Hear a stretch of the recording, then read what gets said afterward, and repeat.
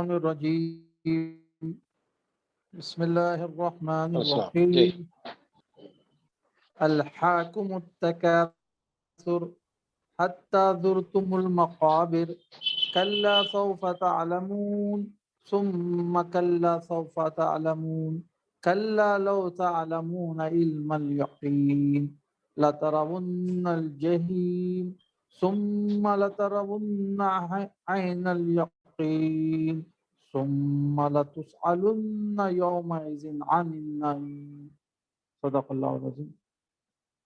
تم لوگوں کو زیادہ سے زیادہ اور ایک دوسرے سے بڑھ کر دنیا حاصل کرنے کی دھن نے غفلت میں ڈال رکھا ہے، یہاں تک کہ اس فکر میں تم لبے گور تک پہنچ جاتے ہو۔ ہرگز نہیں، عنقریب تم کو معلوم ہو جائے گا۔ پھر سن لو کہ ہرگز نہیں، عنقریب تم کو معلوم ہو جائے گا۔ ہرگز نہیں، اگر تم یقینی علم کی حیثیت سے اس روش کے انجام کو جانتے ہوتے تو تمہارا یہ طرز عمل نہ ہوتا، تم دوزخ دیکھ کر رہو گے۔ پھر سن لو کہ تم بالیقین کے ساتھ اسے دیکھ لو گے، پھر ضرور اس روز تم سے ان نعمتوں کے بارے میں جواب طلبی کی جائے گی۔ السلام علیکم۔ وعلیکم السلام السلام علیکم۔ وعلیکم السلام جی چلیے بسم اللہ۔ اب اظہر بھائی آپ ہی شروع کیجئے پڑھنا۔ یہاں تھوڑا سا تمہیداً میں کہتا چلوں۔ بسم اللہ الرحمن الرحیم، الحمدللہ الحمدللہ الوحدہ والصلاة والسلام علی من لا نبی بعدہ، والصلاة والسلام علی من لا نبی بعدہ۔ تمام تعریفیں، حمد و ثنا، کبریائی و بڑائی سب کچھ اللہ عز و جل کے لیے جو اپنی ذات میں یکتا و اکیلا ہے، اور جس نے ہم سب کو توفیق بخشی، نہ صرف ہدایت بخشی بلکہ اس نے ہمیں اس اسٹڈی سرکل میں جڑنے کا جذبہ شوق بھی عطا کیا۔ اللہ ہمارے اس عمل کو قبول فرمائے، اور درود و سلام محمد رسول اللہ صلی اللہ علیہ وسلم پر، جن کی بات کوئی اور نہیں۔ عزیز رفقا، یہ 68 ڈے ہے جہاں ہم آج چل رہے ہیں۔ آج 2 دن کے گیپ کے بعد 7 اور 8 کا گیپ تھا، آج 9 اگست کو ہم پھر جوائن ہوئے ہیں۔ تو 68 ڈے ہے، 68واں دن، 69 اور اس کے بعد 70۔ تو اس طرح ہم اظہر صاحب سے گزارش کرتے ہیں کہ یہ دوسرا خطبات حرم سے وہ آگے بڑھیں۔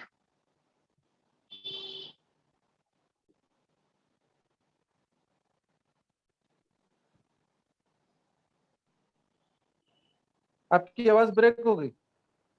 جی اب بریک نہیں ہوئی، آواز کمپلیٹ ہو گئی، آگے پڑھیے آپ۔ دوسرا خطبہ۔ بسم اللہ۔ حمد و ثنا کے بعد برادران اسلام، ہر عبادت کا ایک ظاہر ہوتا ہے اور ایک باطن۔ ظاہر سے مراد وہ عملی شکل ہے جو کسی عبادت کو ادا کرنے کے لیے منفرد کی گئی، اور باطن سے مراد وہ معنی ہیں جو اس شکل میں مضمر ہوتے ہیں اور جن کے اظہار کی خاطر عمل کی وہ شکل مقرر کی جاتی ہے۔ مثال کے طور پر نماز کا ظاہر یہ ہے کہ آدمی قبلہ رخ کھڑا ہو، رکوع کرے، سجدہ کرے، بیٹھے، اور ان ظاہری افعال سے نماز کی جو شکل قائم کی جاتی ہے، اس سے مقصود دراصل اس معنی کا اظہار ہے کہ بندہ اپنے رب کے حضور بندگی کا اعتراض کرنے کے لیے حاضر ہوا ہے۔ اس کے مقابلے میں اپنی انانیت سے دستبردار ہو رہا ہے، اس کی بڑائی اور اپنی عاجزی تسلیم کر رہا ہے، اور اس کے آگے اپنے وہ موروضات پیش کر رہا ہے جو اس کی زبان سے ادا ہو رہے ہیں۔ اب دیکھیے، جو شخص نماز کی ظاہری شکل کو ٹھیک احکام و ہدایت کے مطابق قائم کر دے، وہ بلا شبہ ادائے نماز کی قانونی شرائط پوری کر دیتا ہے۔ اس کے متعلق آپ یہ نہیں کہہ سکتے کہ اس نے نماز نہیں پڑھی یا اس کے ذمے فرض باقی رہ گیا، لیکن آپ غور کریں گے تو خود محسوس کریں گے کہ نماز کا پورا فائدہ وہی شخص اٹھا سکتا ہے جو نماز کے اعمال میں سے ہر عمل کے وقت اس کی روح کو بھی نگاہ میں رکھے، اور نماز کے اذکار میں سے ہر ذکر کو زبان سے ادا کرتے ہوئے اس کے معنی کی طرف بھی متوجہ رہے۔ ایسا ہی معاملہ حج یہاں کا ہے۔ اظہر بھائی یہاں رک کے آپ نے کیسے سمجھا اس پیراگراف کو وہ بتا دیجیے۔ یہاں پر جو ظاہری تصوف جو آتا ہے کہ ایک آدمی کا ظاہری پہلو ہوتا ہے کہ ایک وضو بناتا ہے، نماز میں دو تصوف میں مت جائیے. ہر جی کام کے دو شکلیں ہوتی ہیں، ایک ظاہر کی آؤٹ لک اور ایک انر. جی جی نماز کی مثال دی مولانا نے، کہا کہ جو ہے جی نماز پڑھنا، رکوع کرنا، سجدہ کرنا یہ ظاہر ہے، کیا لیکن اندر جو پڑھنا ہے، اندر جو سمجھنا ہے، وہ جو ہے اس کا بات ہے۔ باطن. یہ ہے پیراگراف کا حاصل. چلیے. ایسا ہی معاملہ حج کا ہے، اس کو ادا کرنے کا جو طریقہ مقرر کیا گیا ہے اس پر آپ خواہ سمجھ کر عمل کریں یا بے سمجھے بوجھے، بہرحال جب آپ شرع کے مقرر کردہ پیج ہٹاؤ بھائی درہ نیر بھائی، پیج ہٹاؤ.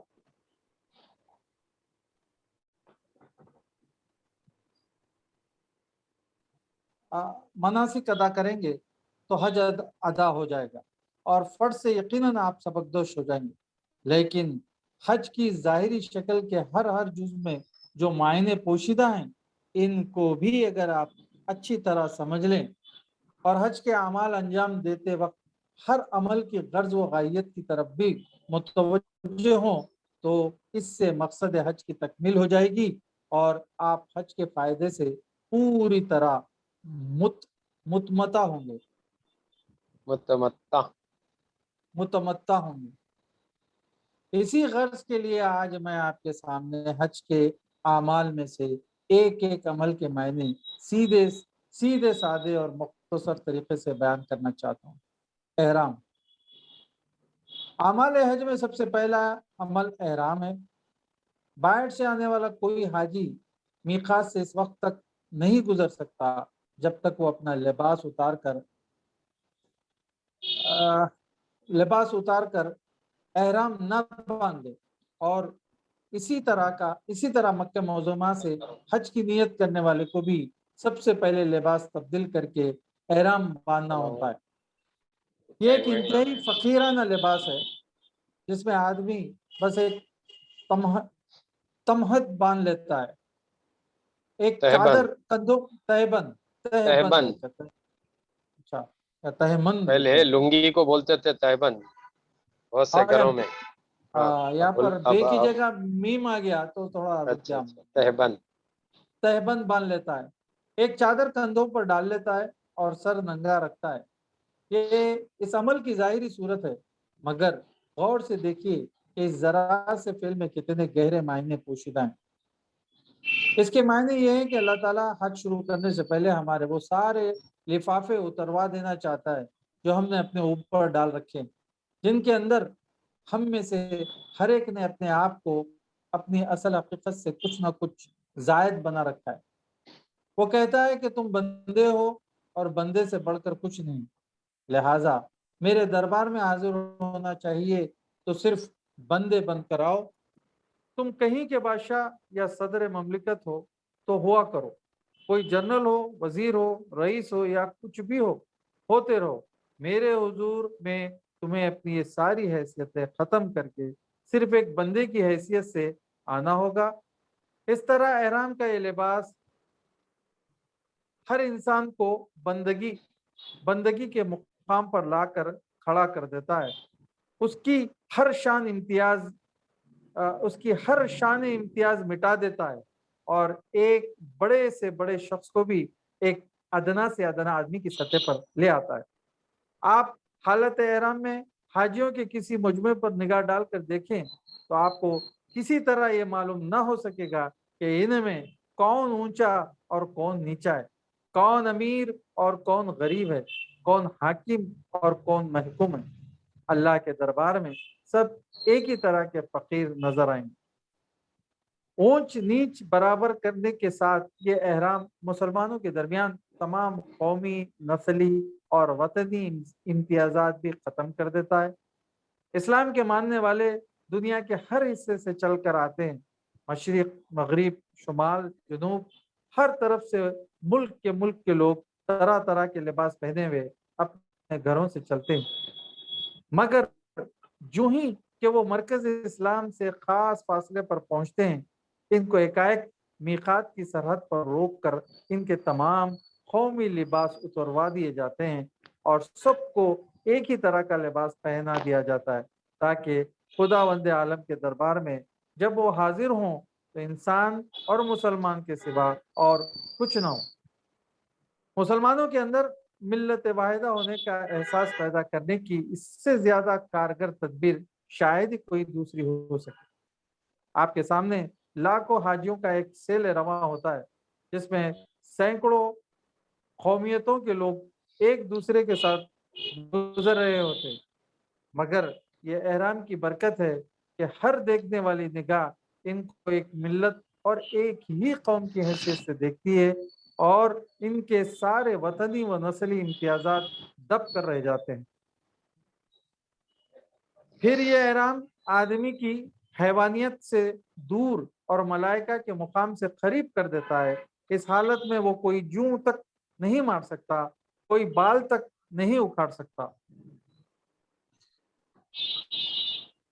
किसी जानवर का शिकार खुद करना तो दरकिनार, दूसरे को किसी किस्म की मदद भी शिकार में नहीं दे सकता। अपने जिस्म की जीनत व आराइश भी इसके लिए जायज नहीं रहती। इसकी अपनी बीवी भी इसके लिए हराम हो जाती है जो आम हालात में इसके लिए हलाल है, हत्ता कि वो इसकी तरफ किसी शहवानी मिलान तक का इजहार नहीं कर सकता। अजहर इसके लिए भाई 15 ख्वाहिशगोई नंबर का पेज नहीं पढ़े, 14 के बाद 16 आ गया।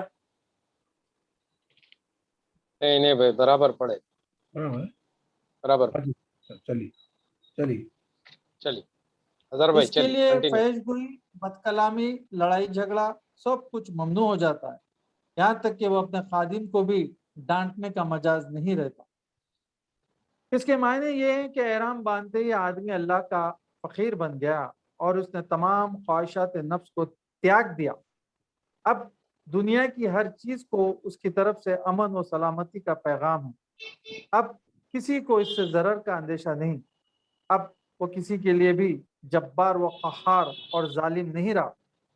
अब वो दुनिया की लज्जतों से किनारा कश होने और किबरियाई का हर शायबा अपने नफ्स से निकाल देने के बाद बस एक बंदा आजिज है जो अपने खुदा के हुजूर अपनी नियाजमंदी पेश करने के लिए जा रहा है।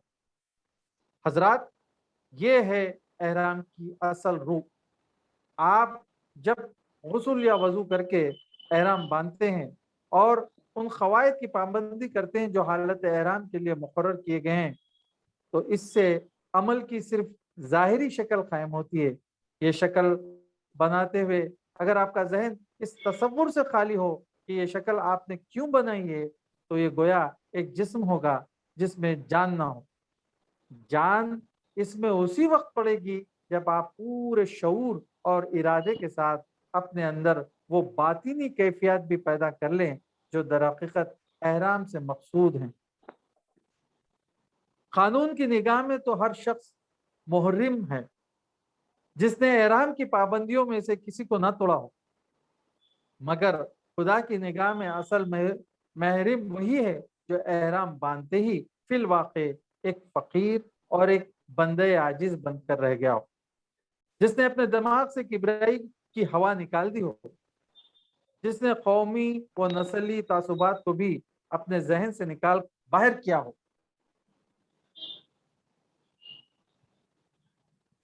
जो खल्क़ खुदा के लिए सरापा रहम और खैर मुजस्सम बन गया हो, और जिसने हयात दुनिया की जिन्नतों से मुंह मोड़कर अस कम ये चंद दिन तो सिर्फ अपने रब से लौ लगाने के लिए पास कर लिए।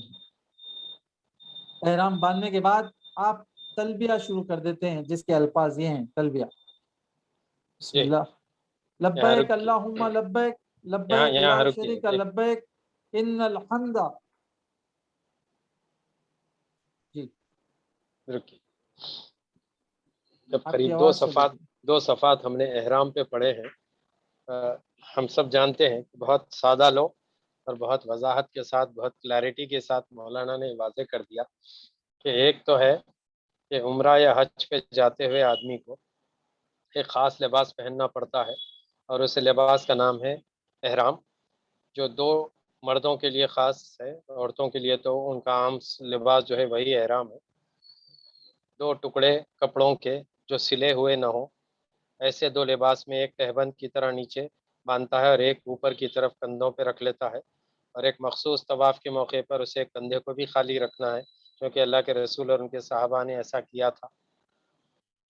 یہ اداؤں کو جو ہے برقرار رکھتے ہوئے اس کے پیچھے جو پورا کانسیپٹ مولانا نے واضح کیا، آپ غور کیجئے کہ کسی آفس میں باس ہو اور سیٹ ہو اور کروڑپتی ہو اور فلاں ہو، اور اس کا ماتحت جو اس کے برابر نظر نہیں آتا وہ بھی لیکن انسان ضرور ہے، اور اس کو دوپہر کے وقت کھانا لا کے دینے والا یا پیون یا جو بھی سمجھے چپراسی، آپ امیجن کیجئے یہ دونوں، کبھی ایسا ممکن ہے کسی دفتر میں کہ دونوں بھی جو ہے گھروں کے لباس میں لنگیوں میں اٹھ کے آ گئے ہوں، یا دونوں بھی نئے ڈریس میں آ گئے ہوں دفتر میں؟ کیسا لگے گا؟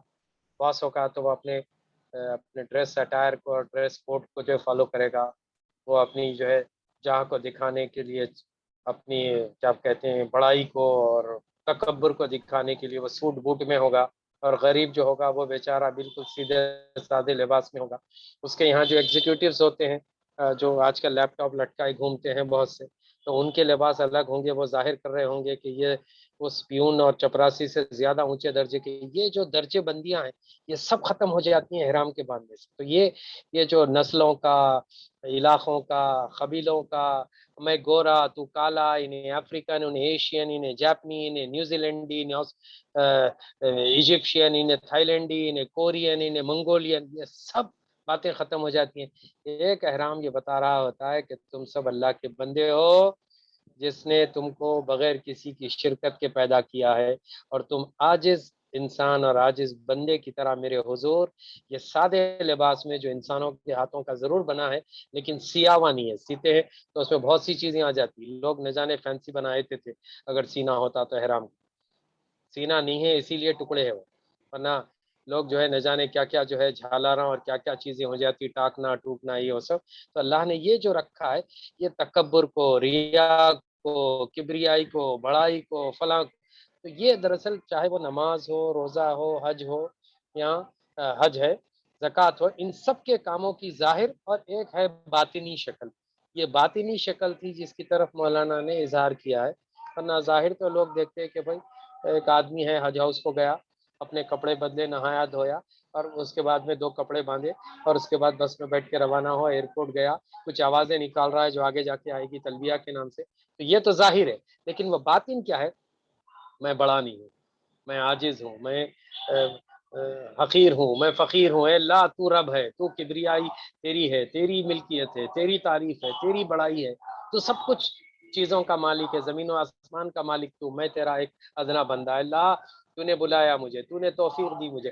یہ جو کانسیپٹ ہے اسے جتنا آپ محسوس کریں گے، مجھے ایسا لگتا ہے کہ ہم اس حج کے لطف کو محسوس کریں گے جسے مولانا نے کھول کے بتا دیا۔ اگلی بات ہے جو تلبیہ میں بتائیں گے انشاءاللہ۔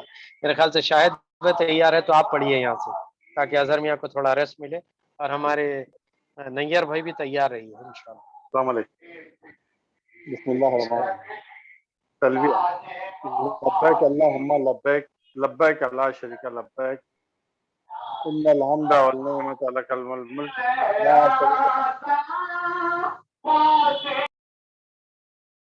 میں حاضر ہوں میرے اللہ، میں حاضر ہوں، تیرا کوئی شریک نہیں، میں حاضر ہوں، یقیناً ساری تعریفیں تیرے ہی لیے ہیں، سارے احسانات تیرے ہی ہیں،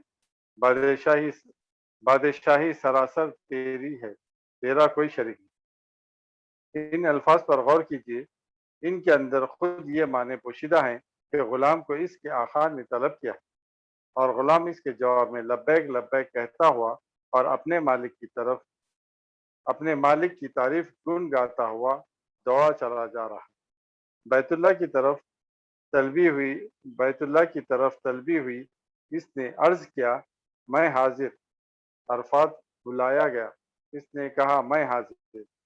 مزدلفہ طلب کیا گیا، اس نے کہا میں حاضر۔ مینا طلب کیا گیا، اس نے کہا میں حاضر۔ اس ساری دوڑ دھوپ کے دوران میں یہ الفاظ آپ زبان سے کہتے رہیں تو قانون کا تقاضا پورا ہو جائے گا، مگر اس تلبیہ کی اصل روح یہ ہے کہ ان الفاظ کو زبان سے ادا کرتے ہوئے آپ اپنے دل کی گہرائیوں میں بالواقع یہ محسوس کریں کہ آپ اللہ کے بندے اور غلام ہیں۔ اس کی تعریف سے آپ کی طلبی ہوئی اور جہاں جہاں حاضر ہونے کی طلبی ہوئی ہوتی جا رہی ہے وہاں وہاں آپ لبیک لبیک کہتے ہوئے دوڑے چلے جا رہے ہیں۔ اس لبیک میں ایک نشہ ہے جو لازماً ہر اس بندے حق پر طاری ہو جائے گا جسے یہ احساس ہو کہ خداوند عالم کی طرف سے اس جیسی ناچیز ہستی کی طلبی ہو رہی ہے۔ یہ نصیب اللہ اکبر لوٹنے کی جائے ہے۔ حرم کی حاضری، باہر سے آنے والے ہر حاجی کی فطری خواہش یہ ہوتی ہے اور یہی اس کو کرنا بھی چاہیے کہ مکہ معظمہ پہنچنے کے بعد جلدی سے جلدی حرم میں حاضر ہوں۔ پھر جب وہ حرم میں داخل ہوتا ہے اور بیت اللہ پر اس کی نظر پڑتی ہے تو اس کے دل پر ایک ہیبت طاری ہوتی ہے اور جو اللہ تعالیٰ کے جلال کا کرشمہ ہے، اور اس کا دل بے اختیار خانہ کعبہ کی طرف کھینچتا ہے جو اللہ جل شانہ کی محبت کا فطری تقاضا ہے۔ اس موقع پر اسے دل اور زبان سے اللہ اکبر، لا الہ الا اللہ اکبر کہنا چاہیے اور پورے شعور کے ساتھ اللہ تعالیٰ سے یہ دعا کرنی چاہیے، اللہم زد ھذا البیت تعظیما و تشریفا تکریما و محبتا و برا۔ خدایا اس گھر کو زیادہ سے زیادہ عظمت و شرف اور بزرگی و دبدبہ عطا فرما اور اسے زیادہ سے زیادہ نیکیوں کا مرکز بنا دے۔ اللہم انت السلام و منک السلام، نعمت ربک بالسلام، تحیینا فحیینا۔ خدایا تو ہر عیب و نقص سے پاک ہے اور عیوب و آفات سے سلامتی جس کو بھی نصیب ہوتی ہے تیری ہی طرف سے نصیب ہوتی ہے، لہٰذا اے پروردگار ہمیں جسم و روح کی سلامتی کے ساتھ جینے کی توفیق عطا فرما۔ ضروری نہیں ہے کہ یہ دعائیں آپ عربی زبان ہی میں مانگیں، اصل چیز ان الفاظ کو زبان سے ادا کرنا نہیں ہے بلکہ اس مضمون کی دعا اللہ سے مانگنا ہے جو ان فقروں میں بیان کیا گیا ہے۔ آپ کو عربی الفاظ یاد کرنے اور پڑھنے میں دقت ہو تو آپ اسی مضمون کی دعا اپنی زبان میں بھی مانگ سکتے ہیں۔ طواف، حرم میں پہنچنے کے بعد ہر حاجی کو طواف کرنا ہوتا ہے۔ اگر احرام باندھتے وقت اس نے تمتع یا قران کی نیت کی ہو تو وہ عمرے کا طواف کرتا ہے۔ یعنی اس کی تشریح ہے، تمتع یہ ہے کہ آدمی عمرے کر نہیں تمتع، حج تمتع، حج قرن جو ہے یہ ٹائپس آف حج ہیں۔ اچھا، تمتع یہ ہے کہ آدمی عمرہ کر کے احرام کھول دے اور پھر حج کا وقت آنے پر نئے سرے سے احرام باندھے، اور قران یہ ہے کہ آدمی ایک ہی احرام میں عمرہ اور حج دونوں کرے۔ اچھا، یہ نکلتے خط کی نیت ہے چلیے۔ نہیں، اصل میں کیا ہے، حج قرن جو ہے وہ عام طور پہ باشندے کرتے ہیں، مثال کے طور پہ مکے کے، مدینے کے یا قریب کے جو لوگ رہتے ایک ہی احرام میں سب کچھ کر لیتے ہیں۔ جو دور دراز سے آتے چاہے وہ اس کنٹری سے ہوں یا جیسے انڈیا سے جانے والے ہم لوگ سب حج تمتع کرتے ہیں، جس میں جاتے ہی پہلے عمرہ کر لیتے، اس کے بعد احرام کھول دیتے اور اس وقت تک انتظار کرتے جب کہ وہ 8 ذی الحجہ نہیں آ جاتی۔ اب جس دن ہم کو مینا جانا ہوتا اس دن پھر سے جو ہے احرام باندھتے ہیں، کیونکہ آلریڈی یہاں سے احرام باندھ کے گئے تھے، وہاں احرام اب پھر میقات کو جانا نہیں پڑتا۔ میقات کو جانا جو تھا وہ یہیں سے کشتیوں سے، ایئرپورٹ سے جو گئے اسی پہ احرام جو چلا۔ اب اندر آپ کھول دیں، لیکن جب پھر وہاں سے مکے کی کسی بھی ہوٹل سے نکل کے جب آپ مکے سے باہر مینا کی طرف جائیں گے تو وہیں احرام باندھیں گے، پھر میقات دوڑنا نہیں رہتا۔ تو وہ حج تمتع ہے۔ حج قرن میں یہ رہتا کہ لوکل باشندے جو ہوتے ہیں مکے کے لوگ ہیں تو ایک ہی احرام میں جو ہے وہ عمرہ بھی کر سکتے، حج بھی کر سکتے، ایسے۔ یہ میرے خیال سے لازمی ہوتا ہوگا، لوگوں کی امت ایک مہینہ پہلے بھی چلے جاتی ہے، 15 دن ہاں پہلے وہی بھی جاتی 3 مہینے، 1 مہینہ بول رہے ہیں آپ، 3 مہینے پہلے جاتے تھے وہ زمانہ۔ اب تو خیر 20 دن 15 دن میں بلکہ 8 دن میں لوگ آ جا رہے ہیں واپس، لیکن مکے والے جو ہوتے ہیں ان کے لیے وہ جو 3 دن حج کے ہیں ان دنوں میں احرام 1 دن پہلے باندھتے، بس احرام جب کھولے تو حج ختم، بس ایسا۔ اور اگر افراد یعنی صرف حج کی نیت کی ہو تو یہ ایک تیسرا حج ہے، حج تمتع، حج قران، حج افراد، 3 حج ٹائپس آف حج. چلیے پڑھیے افراد. وہ تو طواف قدم، طواف قدوم قدوم. کرتا ہے، قدوم. ہاں. پھر یوم النحر کو اسے طواف افاضہ اور مکہ چھوڑتے وقت طواف وداع بھی کرنا ہوتا ہے. اور ان ضروری طوافوں کے علاوہ بھی ایک ایسی نقلی عبادت ہے جس کا موقع باہر سے آنے والوں کو صرف زمان قیام مکہ میں ہی نصیب ہو سکتا ہے. اس لیے اس موقع سے جتنا بھی فائدہ اٹھایا جا سکے اٹھانا چاہیے. یہ طواف کیا ہے؟ یہ انسان کے اس فطری جذبے کا اظہار ہے کہ جس ہستی کو وہ اپنا منیم و محسن. منیم و محسن سمجھتا ہے اور اپنا معبود مانتا ہے، اس پر اپنے آپ کو فدا کرے، اس کے گرد گھومے اور صدقے اور قربان ہو. اللہ تعالیٰ بذات خود اس سے بالاتر ہے کہ ہم اسے پا سکیں اور اس کے گرد گھوم سکیں. اس نے ہمارے اس جذبے کی تسکین کے لیے اس خانہ کعبہ کو اپنا گھر قرار دیا ہے اور ہمیں ہدایت کی ہے کہ مجھ پر فدا ہونے کی جو خواہش تمہارے دل میں ہے اسے میرے اس گھر کا طواف کر کے پورا کر لو. بس جب آپ اس گھر کا طواف کریں تو عشق کے جذبے سے سرشار ہو کر اس طرح طواف کیجیے جیسے ایک عاشق اپنے محبوب حقیقی کے صدقے ہو رہا ہے. ہر طواف کی ابتدا حجر اسود کے بوسے یا استعلام سے ہوتی ہے. یہ در حقیقت ایک پتھر کا بوسہ نہیں ہے بلکہ محبوب کے سنگ آستاں کا بوسہ ہے. اس طرح طواف اور مقام ابراہیم کی 2 رکعتوں سے فارغ ہونے کے بعد ملتزم، کعبے کے دروازے کا نام ملتزم. ملتزم سے چمٹ کر جو دعائیں مانگی جاتی ہیں وہ بھی یہی سمجھتے ہوئے مانگنی چاہیے کہ یہ ہمارے مالک کے گھر کی چوکھٹ ہے. مالک خود تو اس سے بالاتر ہے کہ ہم اس کا دامن تھام سکیں. ہماری ناسائی پر ترس کھا کر اس نے یہ گھر ہمارے لیے بنا دیا ہے تاکہ اس کے دامن سے لپٹ کر اپنی آرزوئیں پیش کرنے کی جو تمنا ہمارے دل میں ہے اسے ہم اس کے گھر کی چوکھٹ سے لپٹ کر پورا کر لیں. طواف کے دوران میں پڑھنے کے لیے جو لمبی چوڑی دعائیں بعض لوگوں نے لکھی ہیں ان کا یاد کرنا اور پڑھنا کچھ ضروری نہیں، اور یہ طریقہ تو بالکل ہی فضول ہے کہ ایک مولم آگے آگے دعا پڑھتا جا رہا ہے اور حاجیوں کی ایک ٹولی کی ٹولی اس کی غلط سلط نقل اتارتی جا رہی. طواف کے لیے ان دعاؤں کی شریعت نے ہرگز لازم نہیں کیا ہے اور نہ اس بے معنی طریقے سے ان کو ادا کرنے کا کوئی فائدہ ہے. بس یہ کافی ہے کہ آپ طواف شروع کرتے وقت حجر اسود کے سامنے کھڑے ہو کر نماز کی طرح ہاتھ اٹھائیں اور بسم اللہ اللہ اکبر لا الہ الا ہو وللہ الحمد کہہ کر طواف شروع کر دیں. پھر دوران طواف میں اللہ کا ذکر کرتے چلے جائیں اور اس سے مانگتے جائیں. ذکر کے لیے سبحان اللہ، الحمدللہ، لا الہ الا اللہ، اللہ اکبر کے الفاظ کافی، کسی اور چیز کی حاجت نہیں. دعا جو کچھ بھی آپ کے دل سے نکلے اور جس زبان میں بھی آپ مانگ سکے مانگتے رہیں. حجر اسود کا بوسہ دینے کے لیے جو ہجوم اور دھکا پیل لوگ کرتے ہیں یہ ایک ناروا فعل ہے، بلکہ اس میں ایک دوسرے کی جو سخت مزاحمت کی جاتی ہے وہ تو حج کے ضائع کرنے والی حرکت ہے.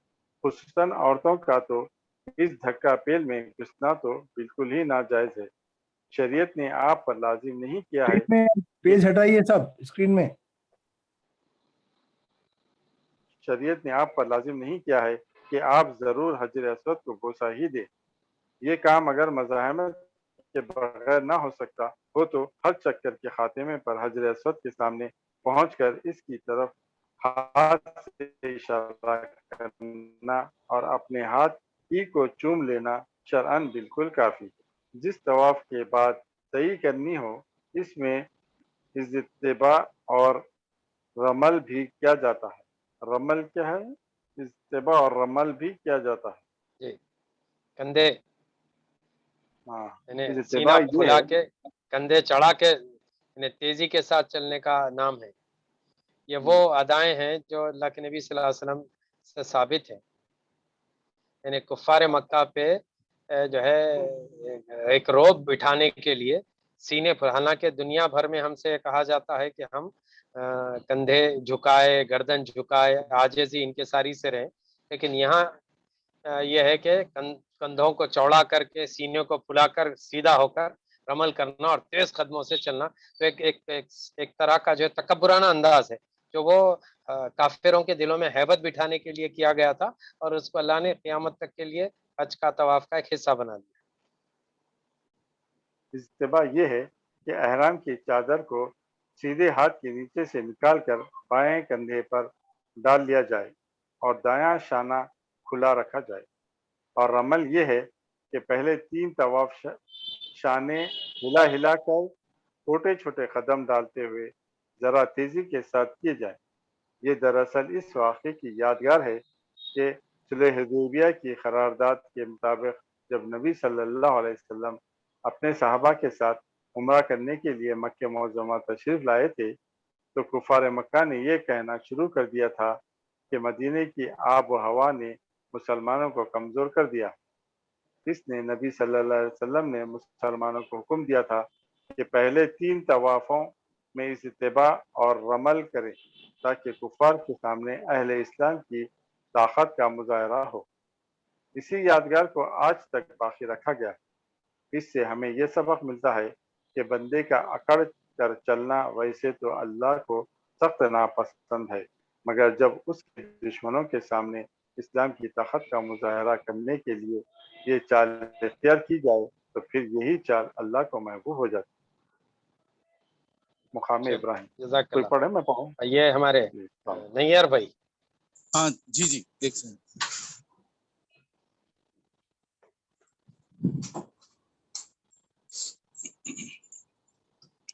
جی مقام ابراہیم سے پڑھنا۔ جی، طواف سے فارغ ہونے کے بعد آپ مقام ابراہیم پر پہنچتے ہیں اور وہاں 2 رکعت نماز ادا کرتے ہیں۔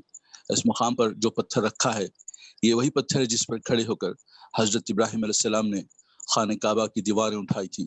پھر اسی پر کھڑے ہو کر انہوں نے اللہ تعالیٰ کے حکم سے اس ویران اور سنسان مقام پر تمام خلق کو حج کے لیے پکارا تھا، اور اسی پکار کے جواب میں آج آپ لبیک لبیک کہتے ہوئے یہاں آئے ہیں۔ پھر یہ پتھر خانہ کعبہ کی دیوار سے متصل رکھا ہوا تھا، بعد میں اسے موجودہ مقام پر رکھ دیا گیا ہے۔ اس مقام کے متعلق اللہ تعالیٰ کا حکم ہے کہ اسے نماز کی جگہ بنا لو۔ وَاتَّخِذُوا مِن مَّقَامِ إِبْرَاهِيمَ مُصَلًّى۔ طواف کعبہ کے بعد یہ 2 رکعتیں اسی فرمان خداوندی کی تعمیل میں پڑھی جاتی ہیں۔ اس سلسلے میں یہ بات بھی آپ کے علم میں رہنی چاہیے کہ تمام دنیا کے لیے قبلہ مسجد حرام ہے، اور مسجد حرام میں نماز پڑھنے والوں کے لیے قبلہ خانہ کعبہ ہے، اور مسجد حرام کی نماز باجماعت کے لیے امام کا قبلہ وہ مقام ہے جہاں سے حضرت ابراہیم علیہ السلام نے دنیا کو حج کے لیے پکارا تھا۔ حضرت ابراہیم علیہ السلام خود بھی اسی مقام پر کھڑے ہو کر کعبے کی طرف رخ کر کے نماز پڑھتے تھے، اور آج بھی حرم کی نماز باجماعت کا امام اسی جگہ کھڑا ہوتا ہے۔ سعی بین الصفا والمروہ۔ مقام ابراہیم پر 2 رکعت نماز ادا کرنے اور منتظم پر دعا کرنے کے بعد آپ زمزم پر آتے ہیں اور اس کا پانی پیتے ہیں۔ پھر عمرے کی تکمیل کے لیے صفا اور مروہ کے درمیان 7 مرتبہ سعی کرتے ہیں۔ یہ سب کام آپ غفلت و بے خبری کے ساتھ نہ کریں، بلکہ اپنے دل میں سوچیں کہ زمزم کیا جگہ ہے جہاں آپ کھڑے ہیں، یہ پانی کیسا ہے جسے آپ پی رہے ہیں، یہ صفا کیسی پہاڑی ہے جس سے آپ سعی کی ابتدا کرتے ہیں، اور یہ 7 چکر کیسے ہیں جو آپ صفا اور مروہ کے درمیان لگاتے ہیں۔ حضرات، ان میں سے ہر مقام اپنی ایک تاریخ رکھتا ہے، اور اس تاریخ کے اندر ایک درس عبرت ہے۔ آج بیت اللہ اور زمزم اور مقام ابراہیم علیہ السلام اپنی بیوی حضرت حاجرہ اور اپنے خیرخوار بچے حضرت اسماعیل کو صرف ایک مشکیزہ پانی اور ایک تھیلا کھجوروں کا دے کر بالکل یکا تنہا چھوڑ گئے تھے۔ یہاں کوئی پانی نہ تھا، کوئی غذا کا سامان نہ تھا، دور دور کوئی بستی نہ تھی، اور بظاہر یہ دونوں ماں بچے اس سنسان وادی میں قطعی بے سہارا تھے۔ حضرت ابراہیم جب انہیں چھوڑ کر واپس جانے لگے تو حضرت ہاجرہ ان کے پیچھے چلی، بار بار پوچھتی تھیں کہ آپ ہمیں کہاں چھوڑے جا رہے ہیں، مگر وہ خاموش چلے جا رہے تھے۔ آخر حضرت ہاجرہ نے پوچھا، کیا یہ کام آپ اللہ کے حکم سے کر رہے ہیں؟ انہوں نے فرمایا ہاں۔ اس پر حضرت ہاجرہ رضی اللہ عنہا نے کہا، اگر یہ بات ہے تو اللہ یقیناً ہمیں ضائع نہ ہونے دے گا۔ پھر وہ پورے اطمینان کے ساتھ اللہ کے بھروسے پر اپنے بچے کے پاس آ کر بیٹھ گئی۔ حضرت ابراہیم علیہ السلام جب اس وادی سے نکلنے لگے تو پلٹ کر انہوں نے وادی کی طرف رخ کیا اور اللہ سے دعا مانگی کہ اے پروردگار، میں نے اپنی نسل کا ایک حصہ ایک بیاب و گیاہ وادی میں تیرے محترم گھر کے قریب لا بسایا ہے۔ اے پروردگار،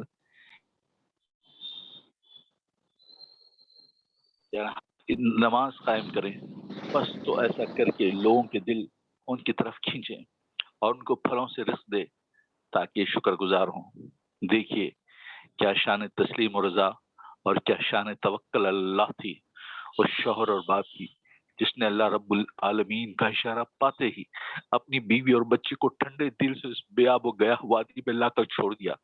اور کس درجے کا یقین و اعتماد اپنے خدا پر تھا اس خاتون کو، جو یہ معلوم ہو جانے کے بعد بالکل مطمئن ہو گئی کہ اسے اور اس کے ننھے بچے کو اللہ کے حکم سے یہاں یکاؤ تنہا چھوڑا جا رہا ہے۔ جب پانی اور کھجوروں کا ذخیرہ ختم ہو گیا اور دونوں ماں بچے بھوک پیاس سے تڑپنے لگے تو حضرت ہاجرہ اس زمزم کے مقام پر بچے کو لٹا کر صفا کی پہاڑی پر پہنچی تاکہ چاروں طرف نگاہ ڈال کر دیکھی کہ کہیں کوئی مدد کرنے والا ہے۔ پھر صفا سے اتر کر مروہ کی طرف دوڑی اور اس پر چڑھ کر پھر انہوں نے چاروں طرف دیکھا کہ شاید کوئی مدد کرنے والا نظر آئے۔ اس طرح ان دونوں پہاڑوں کے درمیان وہ مسلسل 7 دفعہ دوڑی۔ آخری مرتبہ جب وہ مروہ پر تھیں تو انہوں نے ایک آواز سنی۔ یقین نہ آیا کہ یہ واقعی کسی کی آواز ہے۔ پھر کان لگا کر سنا اور وہی آواز آئی۔ زمزم کی طرف دیکھا جہاں بچے کو لٹا کر گئی تھی تو ایک شخص نظر آیا جو دراصل اللہ کا فرشتہ تھا۔ اس نے زمین پر پاؤں مارا اور یکایک ایک چشمہ نکل آیا۔ پھر اس نے حضرت ہاجرہ سے کہا، اطمینان رکھو، اللہ تمہیں ضائع کرنے والا نہیں ہے۔ کیا اللہ کا گھر بننے والا ہے جسے تمہارا یہ لڑکا اور اس کا باپ تعمیر کرے گا۔ حضرات، اسی واقعے کی یادگار یہ سعی بین الصفا والمروہ ہے اور جو آج عمرے اور حج میں کی جاتی ہے۔ حضرت ہاجرہ نے صفا سعی کی ابتدا کی تھی، اس لیے ہماری سعی بھی اسی سے شروع ہوتی ہے۔ انہوں نے 7 چکر لگائے تھے، اس لیے ہم بھی 7 چکر لگاتے ہیں۔ انہوں نے سعی کے بعد آ کر پانی پیا تھا کیونکہ اس سے پہلے یہاں پانی موجود نہ تھا۔ ہم سعی سے پہلے اللہ تعالیٰ کے معجزے سے پیدا ہونے والا یہ پانی پیتے ہیں کیونکہ اب وہ موجود ہے۔ یہ سارے کام جو حضرت ہاجرہ کے اس فعل کی نقل کے طور پر کیے جاتے ہیں، ان کی اصل روح یہ ہے کہ ہم اپنے اندر وہی تسلیم و رضا، وہی توکل علی اللہ اور وہی یقین و اعتماد پیدا کرنے کی کوشش کریں جس کا حیرت انگیز مظاہرہ حضرت ابراہیم علیہ السلام اور حضرت ہاجرہ رضی اللہ عنہا نے کیا تھا۔ ہمیں جب یہ معلوم ہو جائے کہ کسی کام کا حکم اللہ جل شانہ کی طرف سے ہے تو پھر کوئی خطرہ، کوئی اندیشہ ہمیں اس کی تعمیل سے باز نہ رکھ سکے۔ ہم پوری یقین کے ساتھ اس بھروسے پر چھلانگ لگا دیں کہ جس خدا نے اس ظاہری خطرے میں کود جانے کا حکم دیا ہے وہ ہمیں ضائع کرنے والا نہیں ہے۔ ہماری بھلائی اسی کام میں ہے جس کا اس نے حکم دیا ہے۔ یہ درس جس نے بھی یہاں سے حاصل کر لیا وہ آب زمزم پینے اور صفا و مروہ کے درمیان دوڑنے کے سارے روحانی فوائد لوٹ لی گیا۔ یہ بات بھی جان لی کہ ان مناسک کو ادا کرتے ہوئے بھی اللہ کا ذکر اور اس سے یا کوئی لفظ پڑھیے اس سے دعا کا سلسلہ پرنٹ میں مس ہو گیا ہے میرے پاس۔ میں سمجھتا ہوں اس سے دعا کا سلسلہ برابر جاری رہنا چاہیے۔ آپ زمزم کا پانی پیئیں تو اللہ سے دعا کریں کہ अल्लाहुम्मा इन्नी अस्अलुका रिज़्क़न वासिअन व इल्मन नाफ़िअन व शिफ़ाअन मिन कुल्लि दा। खुदाया मैं तुझसे फ़राख़ रोज़ी, नफ़ा बख्श इल्म और हर बीमारी से शिफा मांगता हूँ। सफा पर चढ़े तो काबे की तरफ रुख करके कहें अल्लाहु अकबर अल्लाहु अकबर अल्लाहु अकबर वलिल्लाहिल हम्द, अल्लाहु अकबर अला मा हदाना वल्हम्दुलिल्लाहि अला मा औलादना, ला इलाहा इल्लल्लाहु वहदहु ला शरीका लहु, लहुल मुल्कु व लहुल हम्दु युहयी व युमीतु बियदिल खैर व हुवा अला कुल्लि शैइन क़दीर, ला इलाहा इल्लल्लाहु वहदहु ला शरीका लहु, नज्ज़ा वअदहु व नसर अब्दहु व हज़मल अहज़ाब वहदहु, ला इलाहा इल्लल्लाहु व ला नअबुदु इल्लल्लाह इल्ला इय्याहु मुख़लिसीन लहुद्दीन व लहु करिहल काफ़िरून। ऐ अल्लाह सबसे बड़ा अल्लाह सबसे बड़ा है, अल्लाह सबसे बड़ा है, अल्लाह सबसे बड़ा है, और उसी के लिए सारी तारीफ है। हम अल्लाह की बड़ाई करते हैं उस शुक्र में कि उसने हमें हिदायत बख्शी, और इसकी तारीफ करते हैं उन एहसानात पर जो उसने हम पर किए हैं। अल्लाह वहदहू ला शरीक के सिवा कोई माबूद नहीं, उसी की बादशाही है और उसी के लिए हम्द है। वही जिलाता और मारता है, उसी के अख्तियार में भलाई है और वो हर चीज पर कुदरत रखता है। कोई माबूद अकेले अल्लाह के सिवा नहीं है, कोई उसका शरीक नहीं। उसने अपना वादा पूरा किया, अपने बंदे मोहम्मद सल्लल्लाहु अलैहि वसल्लम की मदद की और सारे जत्थों को उसी अकेले ने शिकस्त दे दी। कोई माबूद अल्लाह के सिवा नहीं, हम उसी की बंदगी करते हैं। इसलिए अल्लाह काफिरों को ये कितना ही नागवार हो। यही कुछ आप मरवा पर भी कहे और सफा और मरवा के दरमियान चलते हुए दुआ करते जाएं। रब्बिग़फिर वरहम वतजावज़ अम्मा तअलमु इन्नका अंतल अअज़्ज़ुल अकरम। ऐ रब बख्श दे और रहम कर, हमारे उन सारे खुसूरों से दरगुजर फरमा जो तेरे इल्म में है। तू सब पर गालिब और बड़ा करीम है। जी ओके, जज़ाकल्लाह। 12 सफ़ात बाकी हैं। अगर हम 2 सफ़ात पढ़ते हैं और तो ये खुतबा मुकम्मिल होगा, लेकिन कल फिर कम हो जाएंगे सफ़ात, 10 ही बज जाएंगे। तो लिहाजा चूँकि आज हमने काफ़ी पढ़ लिया है, तो मैं चाहता हूँ कि यहाँ थोड़ा सा रुक के हम 1-2-3 मिनट, ऑलरेडी 15 हो गए हैं, 2-3 मिनट में कुछ मुख्तसर वो करेंगे। पहली बात तो ये है कि जहाँ हमने जैसे एहराम से मुतालिक बात कही, एहराम के बाद अगला जो नुक्ता था जिसकी बात आई थी वो था तलबिया। तलबिया क्या है? वो अल्लाह लब्बैक अल्लाहुम्मा लब्बैक लब्बैक ला शरीक लक लब्बैक, ये कलमे का पढ़ना, ये दरअसल हज़रत इब्राहीम अलैहिस्सलाम को अल्लाह के हुक्म के मुताबिक उस मुकाम इब्राहीम उस पत्थर पर खड़े होकर निदा और सदा और आवाज़ लगाने के जवाब में जब भी हाजी उम्रे और हज के लिए जाता है तो लब्बैक लब्बैक अल्लाह मैं हाजिर हूँ, अल्लाह मैं हाजिर, अल्लाह तेरे खलील ने आवाज़ लगाई थी, तेरे खलील की आवाज़ अम्बिया सी होती हुई मोहम्मद रसूलुल्लाह सल्लल्लाहु अलैहि वसल्लम से गुजरती हुई, अल्लाह बुजुर्गान दीन से, ताबईन से, तबा ताबईन से, अहले अहले इल्म से, अल्लाह तेरे दीनी जानशीनों से गुजरती हमारे कानों तक पहुँची। अल्लाह तूने हमें चुन लिया है, तूने हमें मेहमान की हैसियत से अपने यहाँ बुलाया, अल्लाह हम हाजिर हैं। ये जज्बे के साथ इंसान बार बार पढ़ता है और ये हाज़िरी वहाँ होती है। हरम की हाज़िरी ये बहरहाल काबतुल्लाह में दाखिल होते ही जो है तवाफ़ करना है, उसके हवाले से तवाफ़ का जिक्र आया, मुक़ाम इब्राहीम का जिक्र आया है और सफ़ा और मरवा के दरमियान दौड़ने का जिक्र आया है।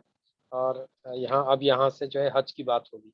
तो यहाँ मैं सिर्फ मुख्तसरन ये कहता चलूँ कि ज़रा गौर करें हम हज़रत इब्राहीम अलैहिस्सलाम की वो क़ुरबानियाँ जिनके मुतालिक अल्लाह ने कहा कि हम चंद चीज़ों में तुम्हें आज़माएंगे, और जब वो पूरी बात चीज़ों में जिसमें अल्लाह ने उन्हें आज़माया वो पूरे उतरे तो अल्लाह ने कहा कि हम तुम्हें इंसानों का इमाम बना दें। अल्लाह ताला ने हज़रत इब्राहीम से जो आज़माइशें ली हैं उन आज़माइशों का ज़िक्र हम बारहा ज़िलहिज्जा के महीने में जुमा के खुतबों में वगैरह सुनते हैं। ये हज के मौके पर अगर हम गौर करें तो हर एक के लिए एक सबक है। एक सबक है मर्दों के लिए जो हज़रत इब्राहीम से हमें लेना है, एक सबक है औलादों के लिए जो हज़रत इस्माइल की ज़िंदगी से और उनकी अदाओं से, उनके क्या कहते हैं वालिद की और वालदा की फर्माबरदारी से लेना है। एक ख़वातीन के लिए सबक है जो ख़वातीन को बीबी हाजरा से लेना है। ज़रा तसव्वुर कीजिए, मैं कभी सोच के रोंगटे खड़े हो जाते हैं इस बात पर कि क्या कोई इस ज़माने में ऐसी खातून होगी जो अगर उसका शौहर उसे कहीं ले जाके छोड़े और वो ये कहे कि ये अल्लाह के हुक्म से मैं छोड़ रहा हूँ तुम्हें, यहाँ मुझे ख़ास काम से अल्लाह ने मुझे भेजा है। खैर अब अंबिया का सिलसिला नहीं, लेकिन क्या कोई खातून ऐसी होगी جو شوہر کے اس کہنے پر اللہ پر توکل کر کے اس طرح کسی بستی میں بس جائے جبکہ وہاں کوئی جیتا نہ ہو رہتا نہ ہو، تو معلوم ہوتا کہ یہ وہ باتیں ہیں جو شاید انسانیت میں صرف بی بی ہاجرہ کے حصے میں آئی ہیں اور کسی اور کے حصے میں ممکن نہیں۔ یہ ایسے ہی ہے جیسے بی بی مریم کا وہ واقعہ کہ جب حضرت عیسیٰ پیدا ہونے والے تھے تو انہوں نے کہا کہ کاش میں پیدا ہی نہ ہوتی، کاش مجھے موت آ گئی ہوتی۔ کیا ہو گیا کہ مجھے کسی مرد نے ہاتھ تک نہیں لگا اور اللہ نے مجھے جو ہے اولاد ہو رہی ہے۔ تو یہ جو کیفیات ہے، اس کیفیات کو سمجھنا، آپ جتنا زیادہ ڈوبیں گے اس واقعے کے اندر تب جا کے آپ کو پتہ چلے گا۔ حضرت ابراہیم کی قصے مردوں کے لیے کیا سبق ہے کہ کہاں تنہا وہ شخص، وہ ہستی، وہ خلیل اللہ اپنے باپ کی بستی سے نکلتا ہے۔ سب سے آسان کام تو یہ تھا کہ وہ اپنے گھر میں ہوتے، اپنے جو باپ کی جو ہے جانشینی قبول کرتے، نذرانے بھی ہوتے، لوگ ہاتھ پاؤں بھی پڑھ کے جاتے اور نذرانوں کا تحفہ بھی مل جاتا۔ وہ سب چھوڑا، اپنے وقت کے بادشاہ سے مخالفت کر لی، معاشرے سے مخالفت کر لی، ایک بستی سے دوسری بستی کو چلے، اور کہیں ایک بیوی اور ایک بچے کو لا کے بسایا، کہیں لخت جگر کو دودھ پیتے بچے کو چھوڑ کے گیا۔ آخر وہ قربانیوں کا کیا سلسلہ ہے جو حضرت ابراہیم کے ذریعے سے چلا، اس کا اندازہ نہیں کر سکتے۔ اور کمال یہ ہے کہ وہ علامہ اقبال کا شعر اگر ہمارے ذہنوں میں ہو کہ کیا ہے وہ فیضان نظر تھا یا مکتب کی کرامت، وہ فیضان نظر تھا یا مکتب کی کرامت، سکھلائے کس نے اسماعیل کو آداب فرزندی۔ وہ حضرت ابراہیم کے بیٹے ہونے کی حیثیت سے، نبی کی اولاد ہونے سے فیض تھا، یا ماں اماں ہاجرہ کی تربیت کا انداز تھا کہ بغیر باپ کے وہ ماں نے اس وادی غیر ذی درا لق دق صحرا والی اس وادی میں اس بیٹے کی کیسی پرورش کی ہوگی۔ آپ تصور کیجئے کہ ذرا باپ کی طرف سے آمدنی میں کچھ کمی ہو جائے تو آج کی مائیں نہ جانے کتنی کتنی لان تان کر کے اولادوں کے ذہنوں میں اپنے باپ کے لیے بغض، ریناد اور پتہ نہیں کیا کیا پیدا، اور یہ ماں ہے کہ اپنی بیٹے کی تربیت ایسی کرتی ہے کہ جب بیٹے سے یہ پوچھا جاتا ہے کہ بیٹے میں دیکھتا ہوں کہ میں خواب میں تمہیں ذبح کر رہا ہوں، کیا تمہارا کیا خیال ہے؟ بیٹا کہتا ہے کہ ابا جان اس کام کو کر گزریے جس کا اللہ نے آپ کو حکم دیا۔ اس پر علامہ اقبال کہتے ہیں وہ فیضان نظر تھا یا مکتب کی کرامت، سکھلائے کس نے اسماعیل کو وہ آداب فرزندی۔ اے ابا جان وہ کام کر گزریے، اور اسماعیل اور ابراہیم کا وہ مقام و مرتبہ قیامت تک، جب تک انسانیت باقی ہے، قیامت تک جب تک یہ دنیا باقی رہے گی، حج رہے گا، اور حج پر یہ لوگ ان اداؤں کو ریپیٹ کریں گے، ان جلیل القدر، کہیں خلیل اللہ کی نسبت سے، کہیں ذبیح اللہ کی نسبت سے، کہیں اماں ہاجرہ کی نسبت سے۔ تو اس سے معلوم یہ ہوتا ہے کہ ان سب باتوں میں ہمارے لیے بڑا سبق ہے۔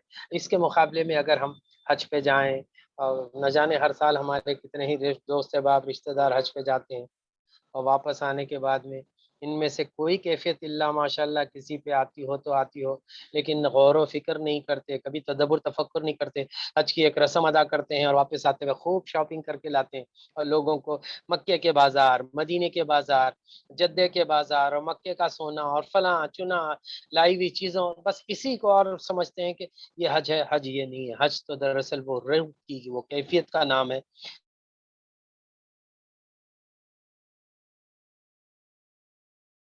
زمین پر بننے والا اللہ کی عبادت کا پہلا گھر ہے، وہاں جا کر انسپائر ہو کر اس نئی روح کے ساتھ لوٹتے ہیں، نئے دل کے ساتھ لوٹتے ہیں کہ اللہ زندگی میں ہم نے اب تک جو کچھ کیا لیکن اے اللہ اب آگے جا کر ہم تیری ساتھ کسی کو شریک نہیں ٹھہرائیں گے۔ اے اللہ تیرے خلیل وہ تھے جس کو تو نے کہا کہ وہ شرک کرنے والوں میں سے نہیں تھا، اے اللہ میں نے تلبیہ میں ہزاروں مرتبہ کہا لا شریک لک، اے اللہ تیرا کوئی شریک نہیں، تیرا کوئی ساتھی نہیں، تیرا کوئی ہمسر نہیں، تیرا کوئی برابری والا نہیں۔ یہ باتیں یاد رکھ کے پوری زندگی میں اپلائی کرنے کے لیے، یہ صرف چند uttering of words and sentences نہیں کہ ہم نے ادا کیے تھے اور اس کے بعد ہم چلے آئے۔ اللہ سے دعا ہے کہنے، سننے، سمجھنے اور اس پر عمل کرنے اور اسے دوسروں تک پہنچانے کی ہم سب کو شوق ذوق توفیق نصیب فرما دے۔ اے الہ العالمین ہماری اس نشست کو اپنی جناب میں قبول فرما لے، اس اسٹڈی سرکل کو قبول فرما لے، ہمارے مل بیٹھ کے پڑھنے کو قبول فرما، ہمارے اندر کینہ، کپٹ، حسد، جلن، بغض جیسی بیماریاں ہوں تو اللہ اسے دفع فرما، آمین دوسرے کے ساتھ احسان کرنے والے ہوں، نمازوں کی پابندی کرنے آمین والے ہوں، ذکر و اذکار کا اہتمام کرنے والے ہوں۔ اے اللہ جن لوگوں نے حج نہیں کیا انہیں حج کی توفیق عطا فرما، ان کے لیے استطاعت عطا فرما اور ان کے لیے صحت اور عافیت عطا فرما۔ اے اللہ ہم تجھ سے اپنی دلی جائز حاجات مانگتے ہیں، پروردگار تو ہماری دلی جائز حاجات کو قبول فرما لے، ہماری بیویوں، ہمارے بچوں سے ہماری آنکھوں کی ٹھنڈک بنا دے۔ اے اللہ ہمیں متقیوں کا امام بنا، اے الہ العالمین ہماری تمام دلی جائز حاجات کو قبول فرما. اے اللہ جو ہمیں تاجر پیش ہیں اللہ ان کی تجارتوں میں برکتیں عطا فرما. جو بیمار ہیں شفاء کاملہ عاجلہ عطا فرما. اے الہ العالمین ہماری اولادوں کو ہماری آنکھوں کی ٹھنڈک بنا دے. اے اللہ ہم تجھ سے مانگتے ہیں اللہ ہم تجھ سے راضی ہیں تو بھی ہم سے راضی ہو جا. اے اللہ ہمارے اس مل بیٹھ کے پڑھنے کو قبول فرما. وآخر دعوانا ان الحمدللہ رب العالمین. السلام علیکم ورحمۃ اللہ وبرکاتہ. وعلیکم السلام.